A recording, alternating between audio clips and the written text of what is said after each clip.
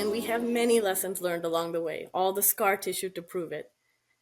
Maybe the first one is the simplest one, and it's easy to say, but it's actually quite hard to do consistently, which is that value is the starting point and the end point.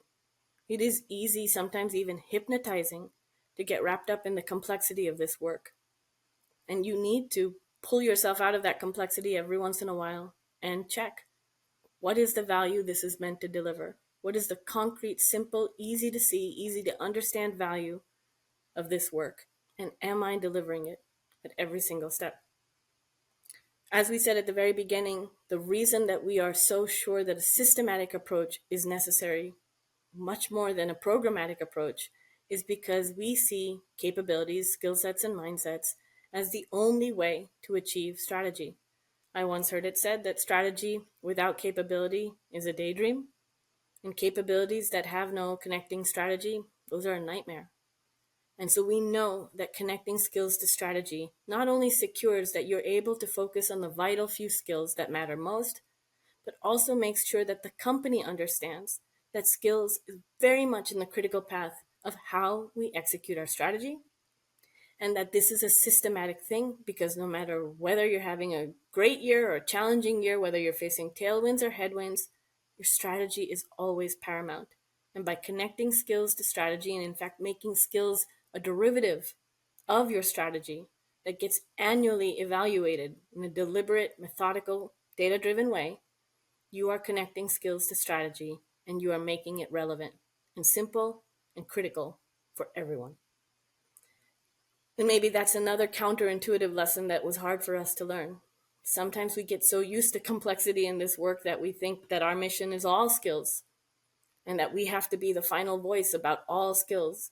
And maybe what we've shown you today is counterintuitive in that sense, because we're basically telling you that not all skills are created equal, that you get somewhere by applying the Pareto principle and figuring out what are the vital few, what is that small number of skills that makes the most difference to scale, to speed, to accountability, to how you monetize. Less is more. And maybe it's equally counterintuitive for us to say, you can't be the sole decision maker about this. It is truly co-creation. It is truly co-ownership. It's a partnership with the people who own the strategy in the company and all of the business stakeholders who have to see the critical skills as their own.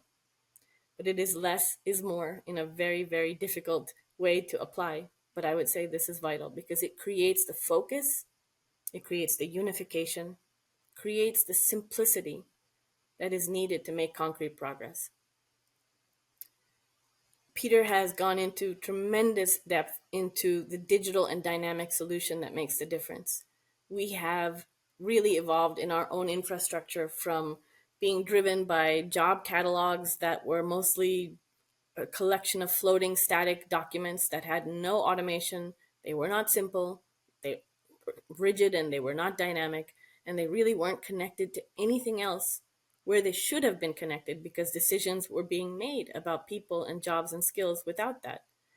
So a digital and dynamic solution makes the difference. And I would say this is the reason that we can even talk about having a skills framework and being skills based in our organizations. It's not that it's newly important. It's always been important. It's always been true that people are so much more than the skills of their job role, but that when they are able to master the skills of their job role with, one foot in the present and one foot firmly rooted in a shared future, and they know what skills they have to build before they need them company-wide, that has always been true, but it has never been as feasible to implement as it is now. And that is because of a digital and dynamic infrastructure that can be put to use.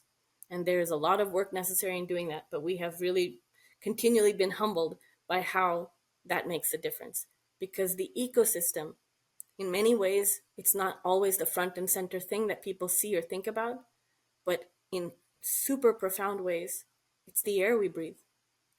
It's the environment that everybody is using. And when you can make changes and when you can effect change through your ecosystem, you are actually ensuring that that is going to be affecting the most people, most profoundly day to day. So that really truly makes a difference.